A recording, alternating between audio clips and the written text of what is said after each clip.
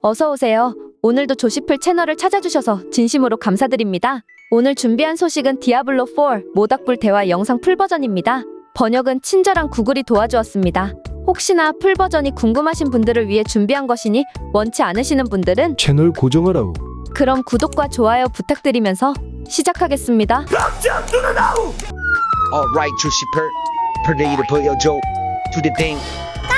Thank you everyone for joining us. Welcome to the Diablo 4 Campfire Chat.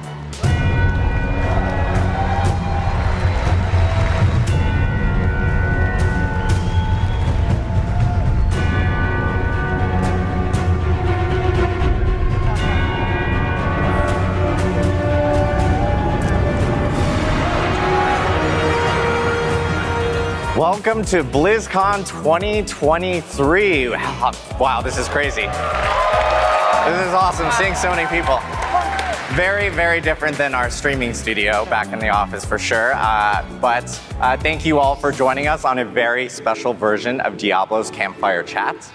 We kicked off this program as a live stream, as you all know. And it's an amazing feeling to see us actually do this here in front of a live audience now at BlizzCon. We have some news to share with you, and before we get into it, I do want to welcome and learn more about our wonderful panelists here for today's Campfire Chat. So let's go right into it. Brent. Hi, everybody. This is Brent's first time up here.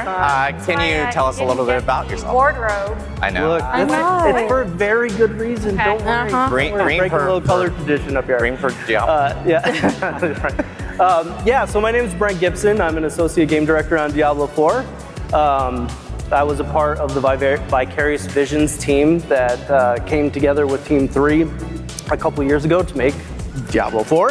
And I'm really excited to be up here today to talk a little bit about the expansion coming up. Yes, the expansion. Ooh. Love you too.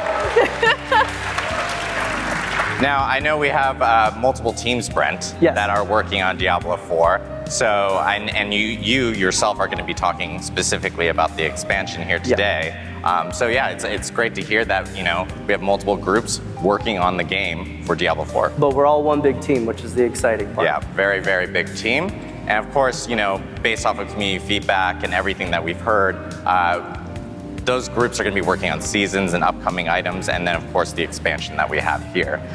Next up, though, we actually have Tiffany, who's going to be talking here. Actually. Or actually, do we have? have- No, we do. Oh, hey, I'm Tiffany. Tiffany.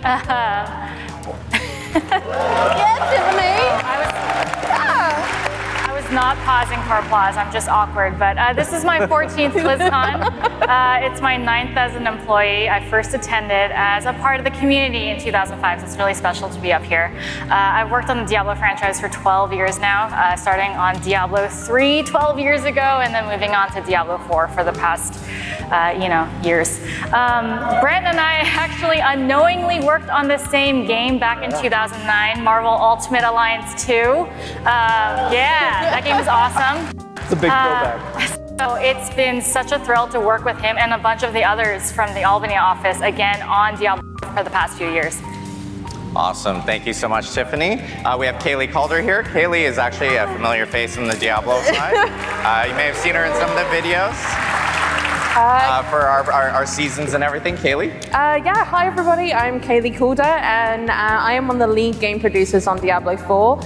Like Tiffany and a lot of our team, I have been working on Diablo for the last 10 years across both Diablo 3 and Diablo 4. This is my first time on stage at BlizzCon, so while I am so honored, thank you. I'm so excited to be here with all of you. I'm a little nervous, but it's so good to see everyone in person. And I'm really excited to talk to you all today about some changes coming to Season 2, some additions, and other future developments. Awesome. Thank you so much, Kaylee. And of course, we have Mr. Joe Shelley here, a very familiar face on all our Diablo 4 Campfire Chats. Joe, welcome again. Thank you, Adam, and thank all of you. I really want to thank all of you for being here and submitting questions. We're going to take questions at the end.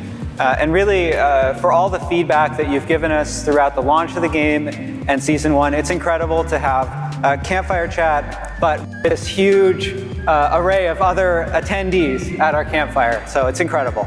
Exactly. Thank you so much, Joe. And of course, I am Adam Fletcher. I'm the Director of Community for Diablo. So weird with an audience. And I will be today's host and moderator. I want to thank you all again for taking the time to join us on this very special Diablo 4 campfire chat. And I do also want to give a huge call out to this amazing plush campfire that we did bring in for this. I joked it's got very soft lighting. There we go, first fun of the day. We're already good. We're doing well. But to kick off activities, I know the dev team, they do actually have some news to follow up regarding yesterday's announcements. So let me actually pass it off to the team. So, Brent?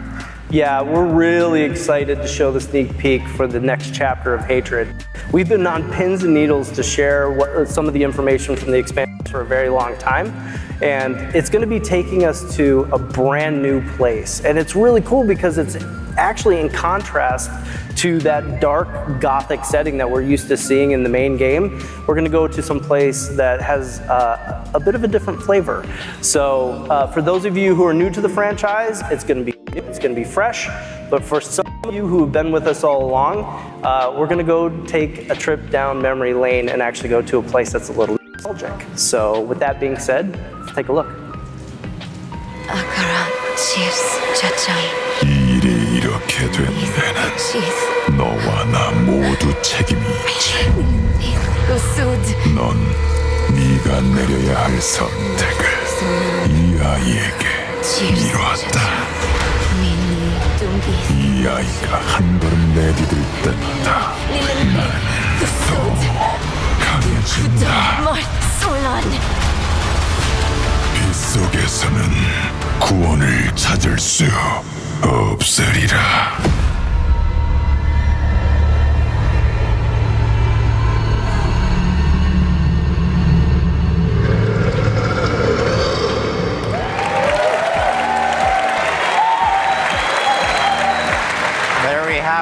It's so cool to see on the big stage, you know, Diablo 4, Vessel of Hatred coming in late 2024. Yeah. I mean, Brent, what does an expansion mean for Diablo 4? Well, first off, I want to talk a little bit about breaking the color convention.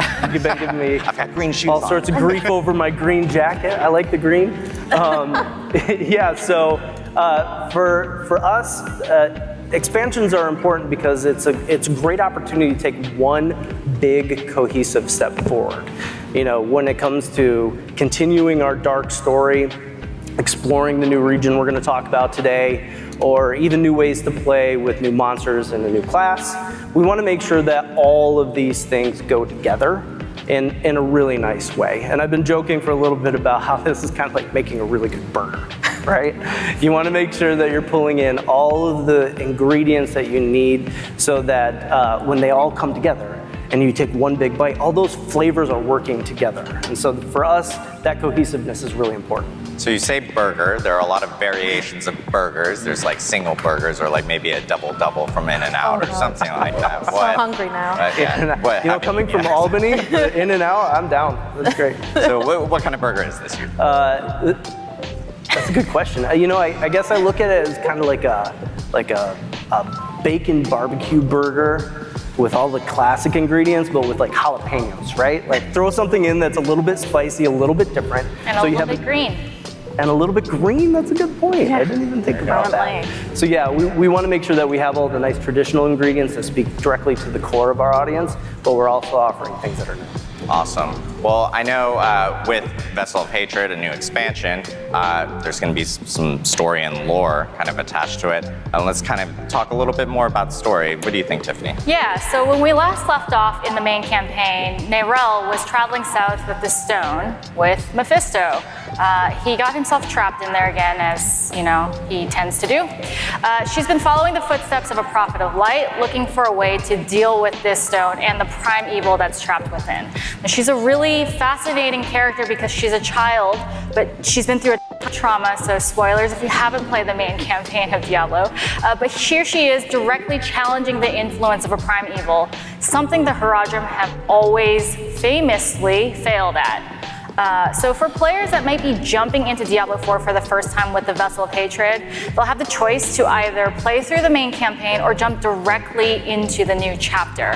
There will be a recap in the game, so you'll have full context to all the events of Sanctuary that played out in the main campaign. So don't worry, you won't miss out on anything if you want to just see what's happening with Neyrelle and explore those jungles. All right, I love this picture. He's real creepy. It looks like he's coming out of a mud bath of sorts. So this is Mephisto. Now he is my favorite prime evil. I think he's just a badass. If you don't know who he is the Lord of Hatred, and he is the father of Lilith. So I believe that makes him Granddaddy of Mephisto. Granddaddy here. of Sanctuary. Grandfisto? Something like that, yeah. Sounds grouchy too. So Mephisto did not intend to be trapped in the stone. Like I said, they're very bad at that. It tends to happen. So he's, as you heard in the trailer, every step of the way that Neyrelle is taking with him, he is pushing against her, constantly trying to unravel every single moment that they have together. It's in this next chapter in Vessel of Hatred, we're going to find out what is his fate with this stone and what's going to happen with Neyrelle. Yeah, so with Vessel of Hatred, you know, we even saw it a little bit in the teaser. It seems like we're actually going to be, it's going to be taking us to a new place. I know you guys have actually mentioned Nahantu. Can you tell us a little bit more about Nahantu, Brett? Yeah, so we're going to a whole new region called Nahantu. Now, for those of you guys who know the history of Sanctuary, you know that heading south actually means going to Torjan.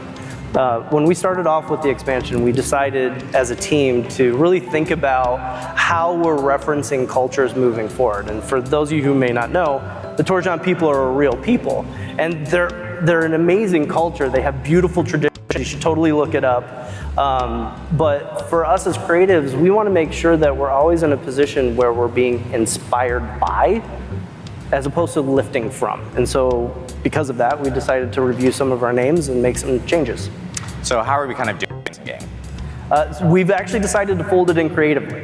So for those of the people who are outside of the region, you know, maybe you were from the Dry Steppes, you know this place as Torjan.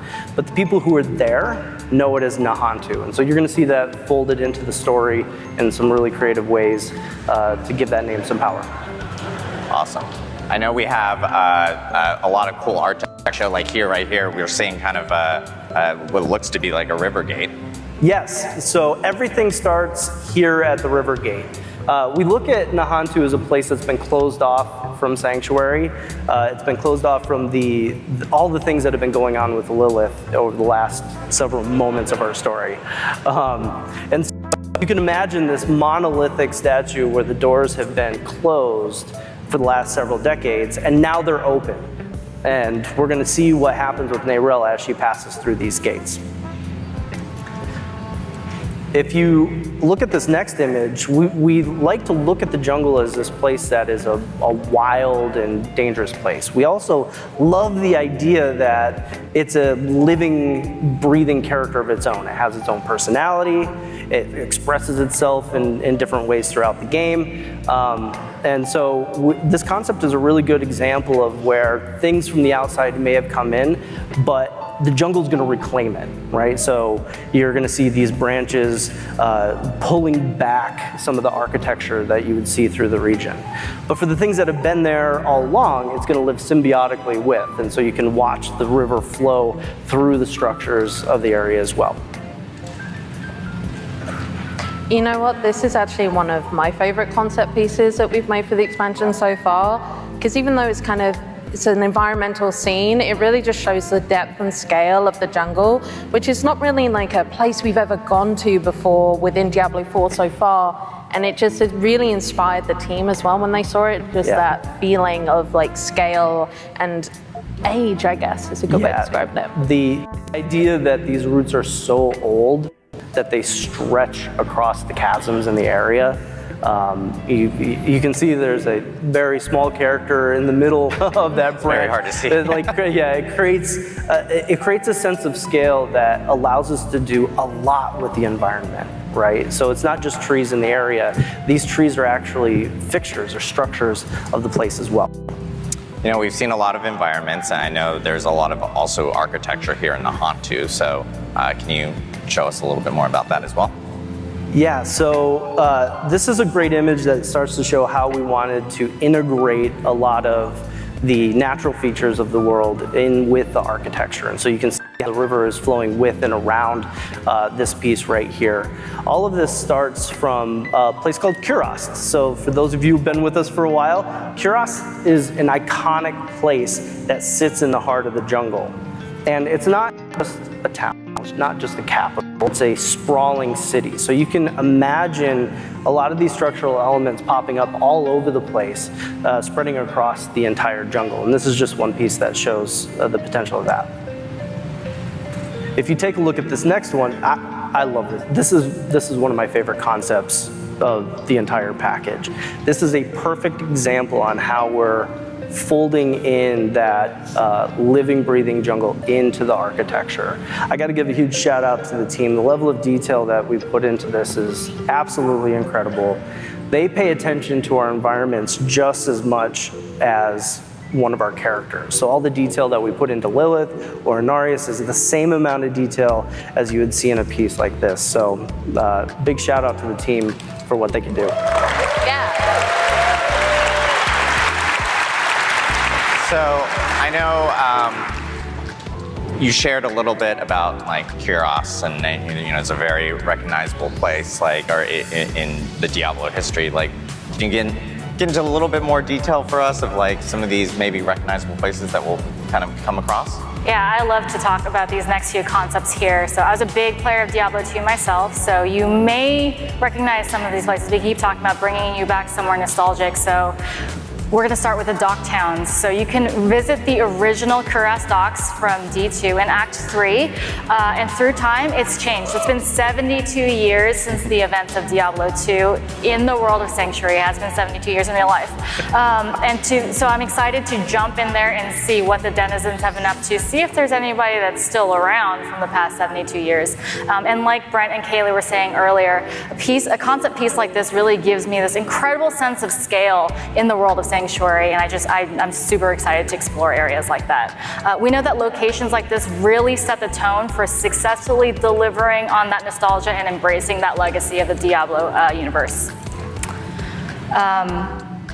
So the capital Kurast is something that we've always wanted to know more about. So this is a clip that's actually from the teaser that we've showed you a couple times now. And this is that incredible ziggurat with really, really creepy Grandpa Mephisto talking over it. So we've always wanted to know what's under the ziggurat.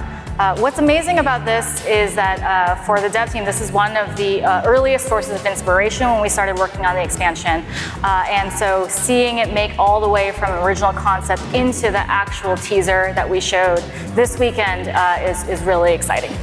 So we've got one more really, really cool place to show you.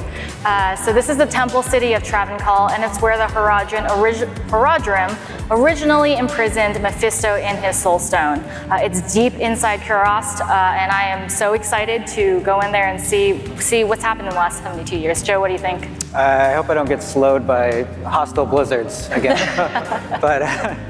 But it's going to be really cool to dive under Travancore and sort of revisit that area. It's such a memorable area from D3.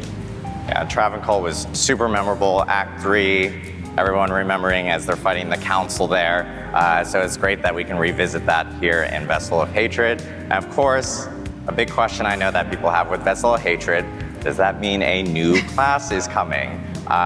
Brent, do you have any more info that you can share potentially? I'm sure a few of you have been on Reddit asking questions about the new class. It's the #1 question we've been getting all week. You know, when we started off, we were still making the main game. And I'm really proud of the fact that we delivered 5 classic classes, right? We got that great feeling of all of them spread around the campfire. It felt really, really good. And so when we're talking about the expansion, we had a decision to make. We're kind of at a crossroads of, do we do another classic or do we do something new? And the team really thought about it hard, and we felt we have a responsibility to actually bring new things to Sanctuary. Like, this game is really big, this world is very big, we need to continue to broaden it, and so we made the choice to go with something new. So you're saying new here, and we're seeing a lot of jungle environments, obviously. Yes. So does that for sure rules out something like the Witch Doctor? Yes, that for sure rules out. It's absolutely a brand new class. It is not the Witch Doctor. All right. We've been hearing a lot of like, it might still be the Witch Doctor. And I'm like, I'm pretty sure we said new class. So awesome. That was great that we got to see kind of like, and get a little bit more information about Diablo 4 Vessel of Hatred. Again, Diablo 4 Vessel of Hatred is coming out in late 2024. We'll actually have more news next summer about Diablo 4 Vessel of Hatred. Green. Green. Green. Great. Going green. I'm glad you're color coordinated for this, Brent. So, but we do want to talk more about some of the other items that we talked about in the opening ceremony yesterday. And so, Joe, I know, wants to talk a little bit about season 2 and what's coming forward. Yeah, absolutely. So, we've had, as I said here earlier when I welcomed all of you, we've had so much community feedback, and it's been incredible for us to be able to release season 2 and bring a lot of those changes to you. And I think we have a roadmap here. You can see here that on the Season of Blood, some of the things that we brought with Season of Blood. If you haven't played since launch or since season 1, you'll be able to check out the new boss ladder, leveling, 40% faster leveling, right? The changes, thank you. That was all me, no. We have an incredibly talented team of system designers who care deeply about the player experience and the feeling of movement through the levels and being able to capture the objective of reaching level 100, right? And so that change was something that we thought was really important for season 2. But we also changed things like the way that item power scales, right? So that as you fight more difficult monsters, you can get more powerful loot, including some of those uber uniques from Duriel. Yes. And so many other quality of life changes. The mount, I think, is transformed. And that's not all we have in store for season 2. Like we were talking about in the opening ceremonies, we made some announcements, and we want to get into more detail about those here today. And a little bit of a sneak peek at, you can see here, season of, I'm going to say the orange text. Yes, that's definitely a final name. Yeah. Final name. No, we're not quite ready to release the season name, but we have a sneak peek of one of the features coming with leaderboards and the gauntlets. So we're really excited to talk about those. Let's jump into it. Yeah, so we're gonna kick things off with some updates to season 2 that are coming really, really soon. Literally this coming Tuesday, November 7th, we are gonna be adding new unique rings, which were called the Malignant Rings.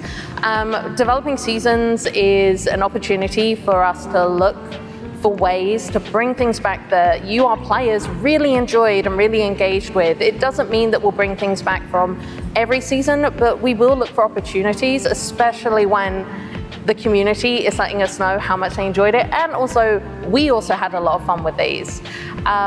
This also is an opportunity for us to kind of revisit those powers, because these are coming not just on to the season, but also to the Eternal realm. So these powers you're about to see on these rings, we've tweaked them slightly so that they work with the other uniques in the game, but we feel they're really going to add something for each class and kind of continue on building their kit and that fantasy. You're going to be able to get these by defeating Varshan, so I hope everyone's been saving their materials. You do have a little bit of time to farm more if you didn't. So yeah, with that said, we're actually going to move to the next image and we're going to take a look at these. So I originally was going to talk to Brent about his rogue, but when we started doing this, he saw the Barbarian ring and switched on me. I'm sorry. Just the worst. But so for our rogues out there, for those of you, use your subterfuge skills. It's going to spawn a decoy. It's going to taunt enemies, and then it's going to explode for a really nice amount of damage. I think you're all going to have a lot of fun. Adam, this is for you and the rest of the sorcerers out there. Yes, Ball Lightning crew. Yeah. Well, okay, maybe this will, you'll try something a little different than just ball lightning. For the sorcerer, each unique element that you deal damage with is going to give you increased damage, and then dealing elemental damage again is just going to refresh that duration. So, sling fireballs, lightning ball as well, and keep increasing that damage. We have 3 more classes to take a look at. So next up now is the Barbarian. So for our Barbarians out there, when you use, there you are, I knew you were out there somewhere. When you next cast Hammer of the Ancients, Upheaval, or Death Blow, it's guaranteed to be a crit. And that crit's gonna deal bonus critical strike damage as well. Exactly, so hit them hard and hit them often, guys. And I definitely know there's a few druids out there, you guys, who don't want to forget about you. Exactly. Oh, druids got the loudest crowd here. I know, represent druids.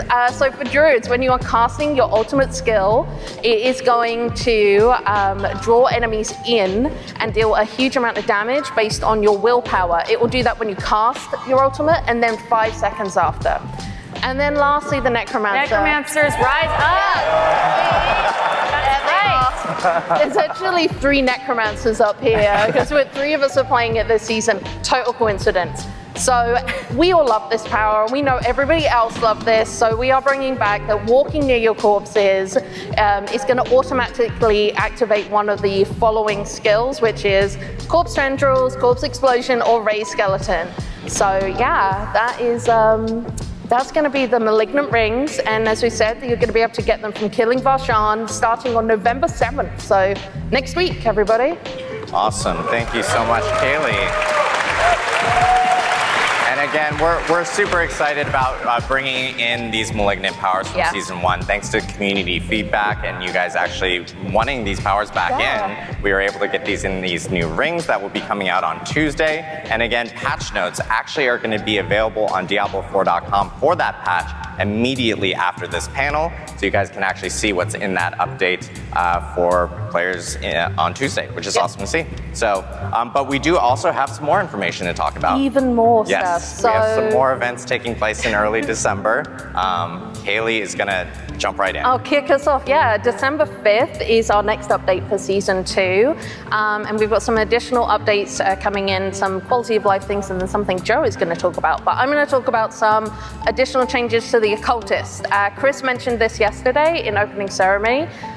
So for those of you who may not know, enchanting is what allows you to replace an affix on an item with another. And those that are familiar with it will notice when you go and visit from December 5th, there is a new view affix, possible affixes button. I can't remember it. Yeah. View possible affixes. And when you click on that, it's going to give you a list of the affixes that one could roll into. So that way you're not kind of just blindly guessing and hoping that the one you've picked is going to give you. We think this update, along with the gold changes we have made, is really going to help everybody optimize their builds and continue to have fun in the end game. We have also heard feedback about affixes and how some of them aren't serving you in the ways you want. We do have plans to talk about both changes to affixes and itemization in the future, but we're not quite ready to talk about it right now. Yeah, that's right. This is a really important change, and itemization is one of the, itemization and endgame are the 2 things that we're laser focused on right now. We're going to talk a little bit more about that right up here next with Avatar Zir. Yeah, and you know, it's awesome to see these occultist changes because obviously community feedback has been, we've heard you guys like that it, you know, blindly choosing different affixes has been very, very difficult, but with the changes with the cost plus this will be much better, and this update of course hitting on December 5th. But other feedback that we've heard a lot about, and Joe knows this as well, has been about endgame. And so I know you wanted to talk a little bit about a new kind of endgame feature that's coming in season 2. So Joe, yeah, do you want to talk a little bit about? Yeah, so we want to add more endgame, and then we want to add some more endgame, and then Some more? we're going to add more endgame. Yeah, we're going to add some more after That's that. right. Okay, That's okay, right. yeah, Okay. yeah. And in particular, permanent or evergreen endgame features that extend the challenges and reward opportunities from 50 to 100 and after you've reached 100. And so Abattoir of ㅅ is a 100 plus new thing that we're trying here. This is a seasonal endgame event. So it's temporary, and we're really interested in paying attention to how all of you run through it and your feedback on it for the future of, maybe we'll bring it back. We'll see how it goes, but you probably want to know more about it than just staring at this red portal, right?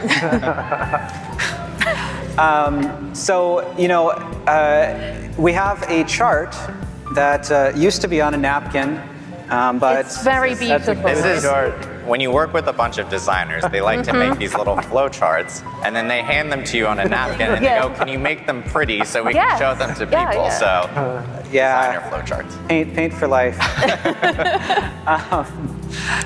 So you can see here how the flow of Abattoir of ㅅ will work.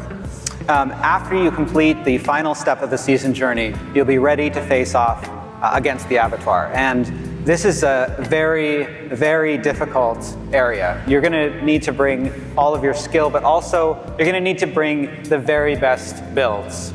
Not every build is going to be able to succeed in Abattoir of ㅅ.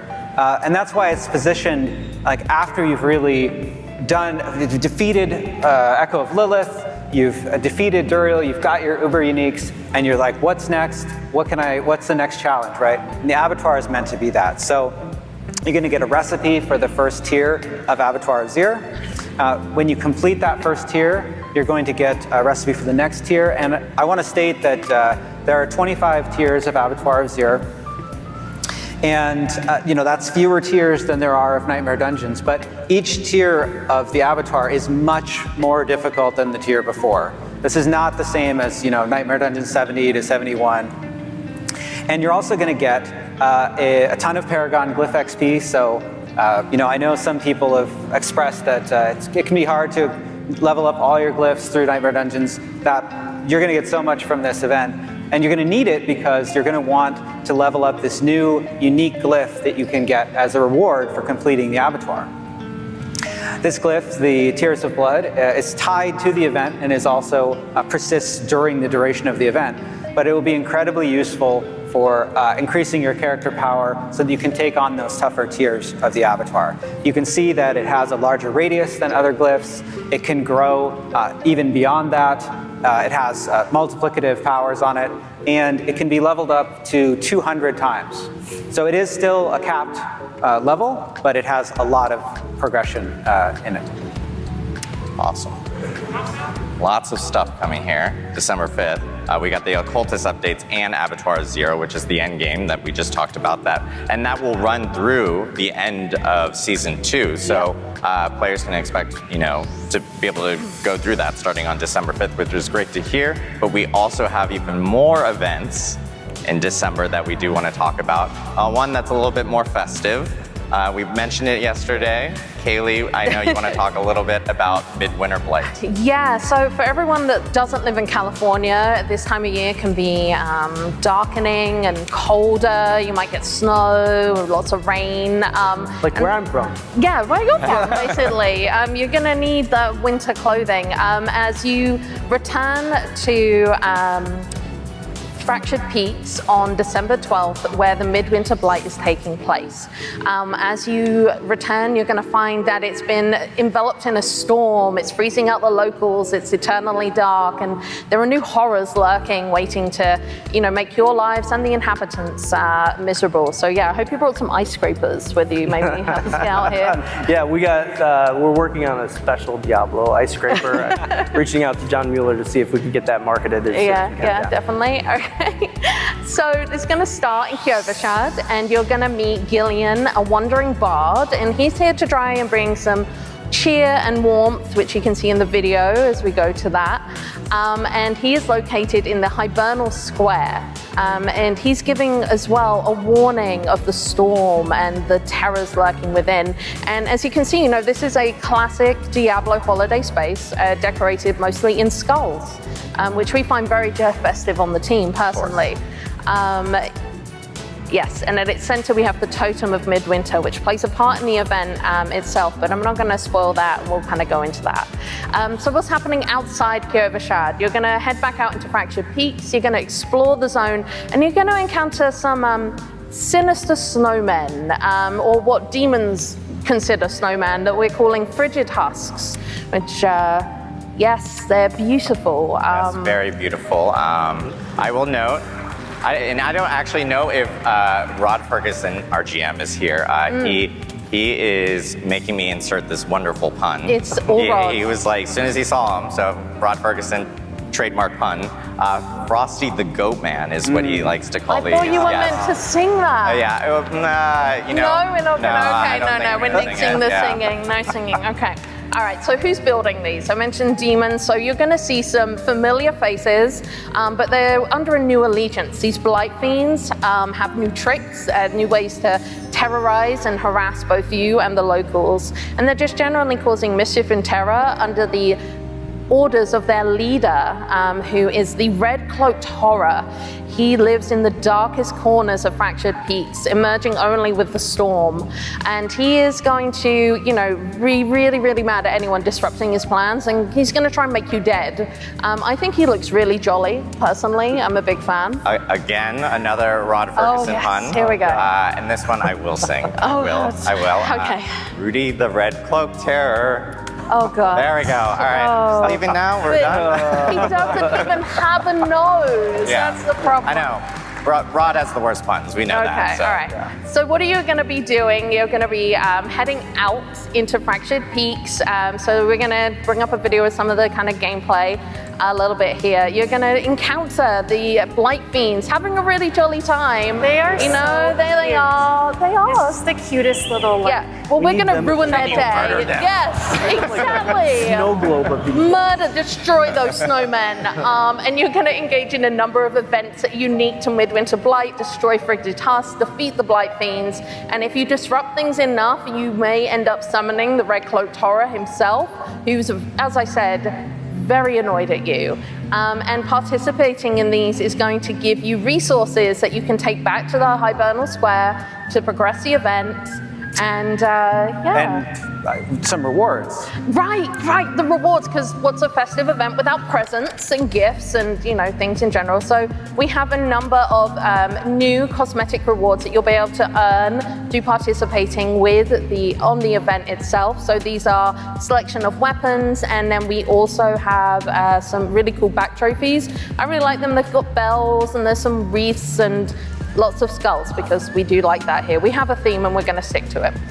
So this starts on December 12th. Really hope everyone comes and slays with us. There we go. Got one Kaylee in. pun. There we go. Yeah, I did it. So They clap for it. Good. I was not expecting that, actually.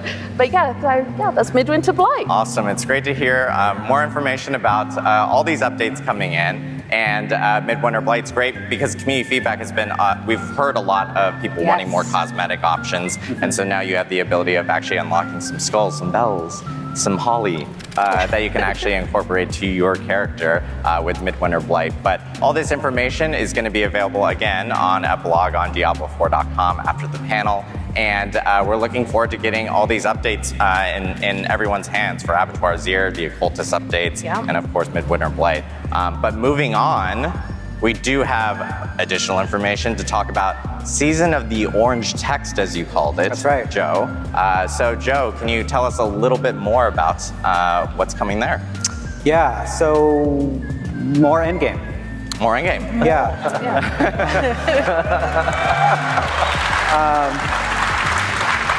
This is such a cool piece. This is relevant to the season, and I'm excited to find out what happens with this guy. But I want to talk a little bit about one part of season 3, and there will be many more parts of season 3. We're going to talk about these more in future campfire chats.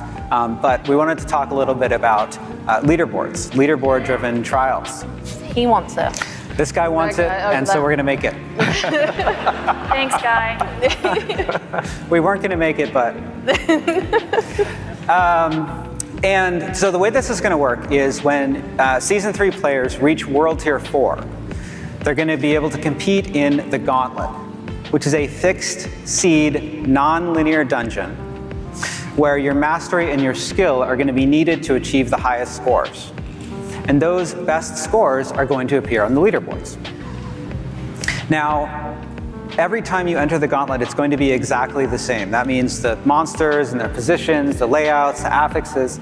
And because it's non-linear, you have some choices about how you're going to progress through to maximize your score. And of course, if you're playing in a party, you can choose like which direction each party member is going to go, and you really have an opportunity to optimize it. Loot will drop at the end of the timer, so you don't have to worry about picking it up on the way. And as you're killing monsters and you're opening chests, you're going to get instead these pickups called Proofs of Might. They drop from all of this types of content, and you'll have a limited amount of time to collect as many as possible to maximize your score. So at the beginning of each week, a new gauntlet is going to replace the current one, and the leaderboards will reset. Now, this is an image of the solo barbarian ladder we can see here. I want to caution that it is in development content, so some things may change by the time we get to Season 3, but we wanted to show off, to really give all of you an idea, a visual idea of like how this is going to play out. And you can also see on this next image that we have a number of filters. So there are solo leaderboards for each class, as well as party leaderboards that vary with party size, of course hardcore leaderboards. And then when you look at the leaderboards, you'll be able to filter them globally or by platform. You can filter by your friends or your clan. So I know I'm better than Brad. Yeah, I mean, I'm right here. You don't have to talk to me. If you played Barbie, you would be able to. ooh. It's fair. Necros are better. That's why we have the Barb leaderboard. So, I mentioned that these leaderboards will reset every week, but the very best players from each week's leaderboard are going to be recorded in the Hall of Ancients. This is a permanent leaderboard that will cement their legacy. And you don't just have to be the very top ranking on the leaderboards to participate in the Gauntlet. All World Tier 4 players will be able to take their shot at participating in the Gauntlet and progressing to the leaderboard. So that means you don't have to be level 100 to participate at all? No, you don't. In fact, if you look at this wonderful UI that we have up here, you can see that as you're leveling up and competing in the Gauntlet and getting higher and higher score, you'll earn these seals. And as you are earning these seals, you'll be able to climb up until eventually you get to the seal of the worthy, and then you'll be able to jump into the leaderboard. And you can show these off on your character profile and game. Awesome. Very cool. And then I know with leaderboards that coming in Season 3, with all the information that we've been sharing here, again, I'm just reminding everyone that you can end up checking all this out on the site afterwards. We'll have all the artwork up there. And of course, all the information that we provided even on the expansion stuff will end up being there. And I just want to remind everyone in the community that thanks to you guys and the feedback that we've actually gotten in for Diablo 4, we've been able to, we were able to get all these amazing changes in. So providing that feedback through our forums, through social media, through Reddit, wherever you post at, let us know. Even here at BlizzCon, it's a huge help for the whole entire team. So thank you guys again. Thank you, Diablo community, for making the game a better experience for everyone. I know we do have some time for Q&A as well. We did leave a question box out in Hall A, which is the Diablo Hall here at BlizzCon. And then, of course, we asked on social media for questions through our fans that could not attend BlizzCon. But we grabbed the ones that seem to be pretty regular repeats specifically. So we'll kind of just jump right in on them. The first question, I think this one would be good for Kaylee. Will there be more intermediate progression dungeons and bosses between Tier 4 and Uber Lilith? Yeah, so we had this question a bit, and the short answer is yes. We've already started doing this with the Boss Ladder, Uber Duriel, and we're looking for even more opportunities with which to give everybody things to tackle as they're working their way towards Uber Lilith, as well as, things for people to pursue once they defeat Uber Lilith. So yes, and as we develop those, we will share more information, probably in more campfire chats or on Diablo4.com. Awesome, thank you, Kaylee. This one's an expansion question. Okay. So, Brent, I will give this over to you. Will there be a season journey when expansion launches?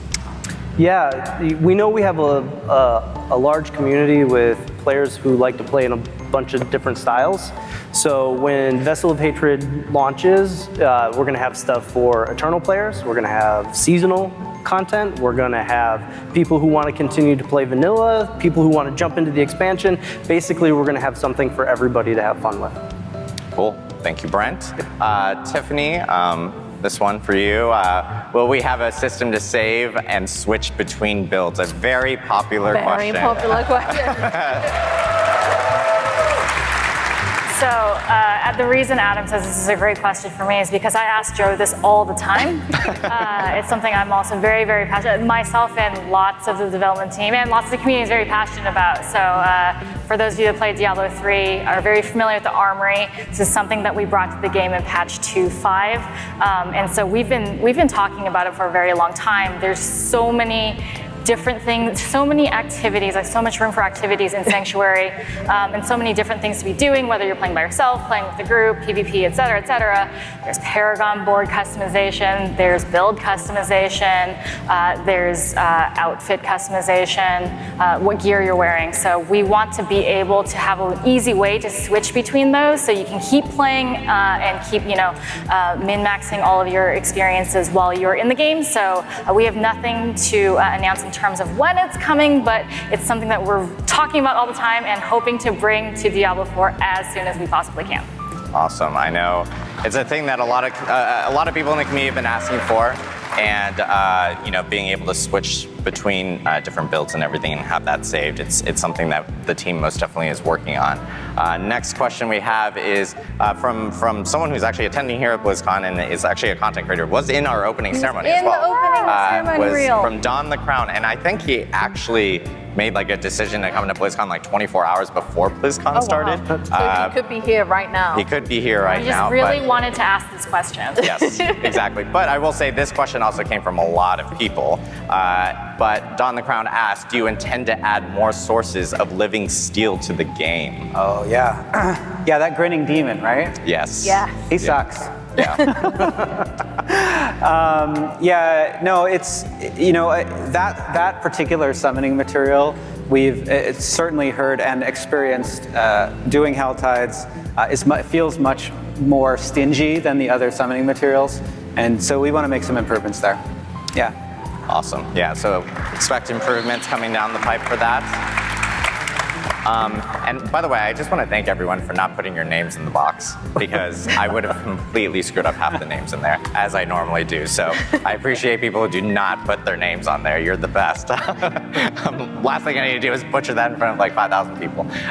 Will the expansion feature a group finder or global chats? As social features, I know we've heard a lot of questions about Brent. Yeah. Social's a really big part of the game, and we see what everybody's doing with how they're leveraging trade chat to kind of work around some things.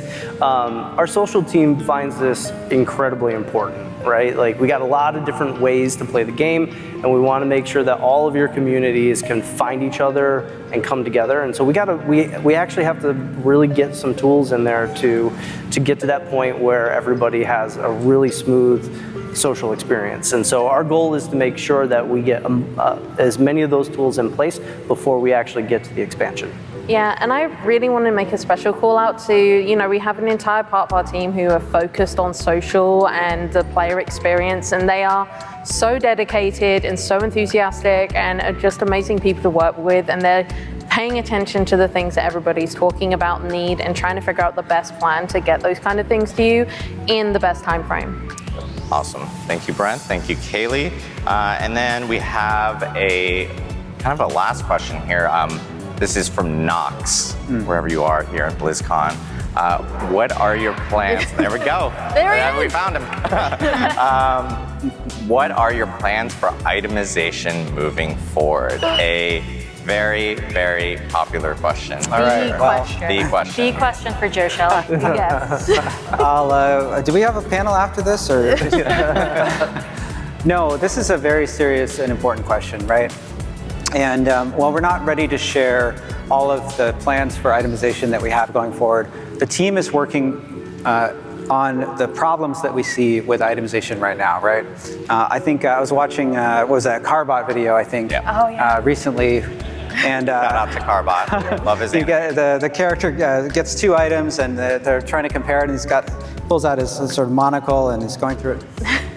It's too difficult right now to compare items. It takes a lot of time, and we want to make that better. We also want there are some affixes that are very conditional or have several layers of conditionality.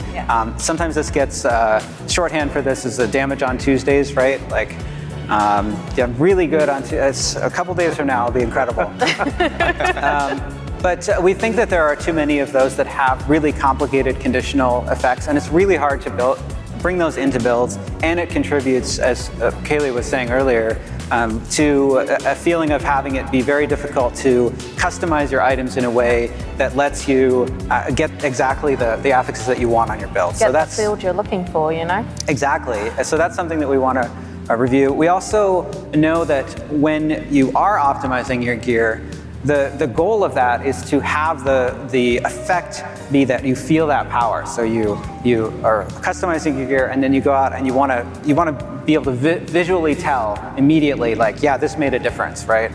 And then, of course, we also want to add more ways to modify items and add on additional complexity to items, through.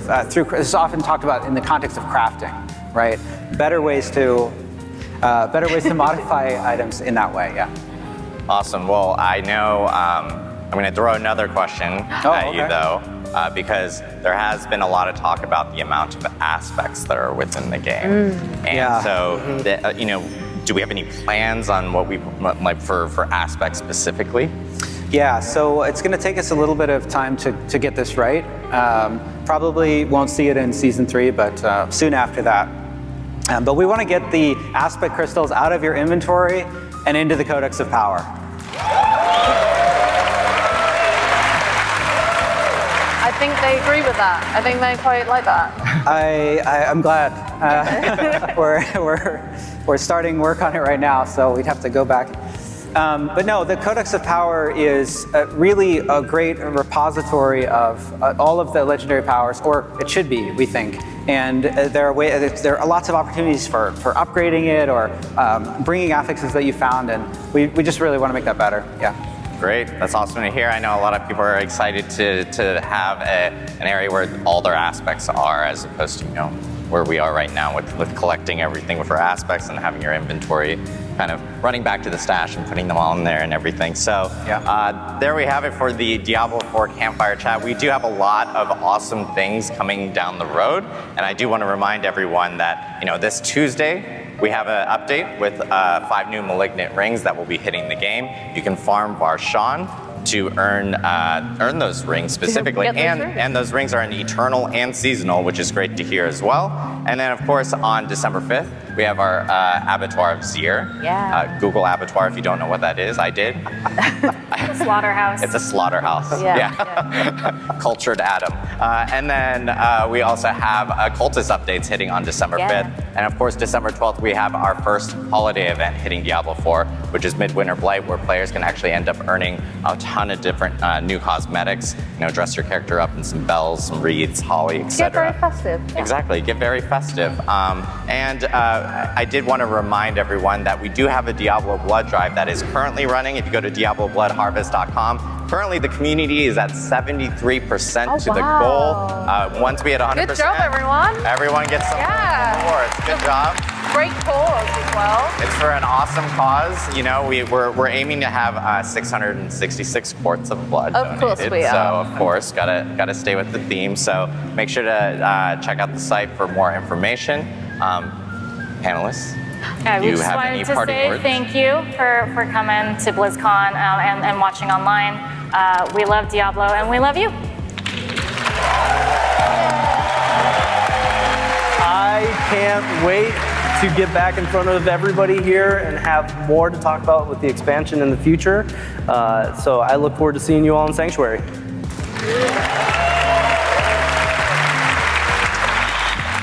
You know, I just want to thank all of our passionate players, and you know, we listen to everything that you're saying, and it's been so awesome to reveal Season of Blood and be able to bring some of those changes back, and then to come here and to be able to tell you about all the things that are more things that are coming in Season of Blood and in future seasons and in Vessel of Hatred.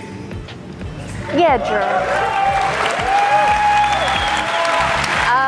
Yeah, I just want to say thank you everyone for making this an amazing experience to be up here. Also, hi Mum and Dad, surprise, yes, I'm on the panel. I didn't tell them. But I mostly want to call out our amazing team, who many of them are working here at BlizzCon, who you may have met down in Hall A, they're doing signing, and everyone who's is actually still back at the office, or well, would be, it's a weekend, they're not working. But everyone across all the spaces that we have and across the team in general. Awesome. And I just want to thank everyone here. Thank you guys, everyone here, everyone at home. We hope you guys have had a wonderful BlizzCon. We're so happy to have you here, and we hope you guys come see us while BlizzCon's still going on for the rest of the day. And we'll see you in the next Campfire Chat. We'll have more Campfire Chats this year. And have an amazing BlizzCon, everyone. Thank you so much. We'll see you in Sanctuary. 여러분 재밌게 보셨나요? 재밌게 보셨다면 구독과 좋아요로 혼내주세요. 다음에 또 만나요. 제발. Alright, Joseepl, ready to put your joke to the thing.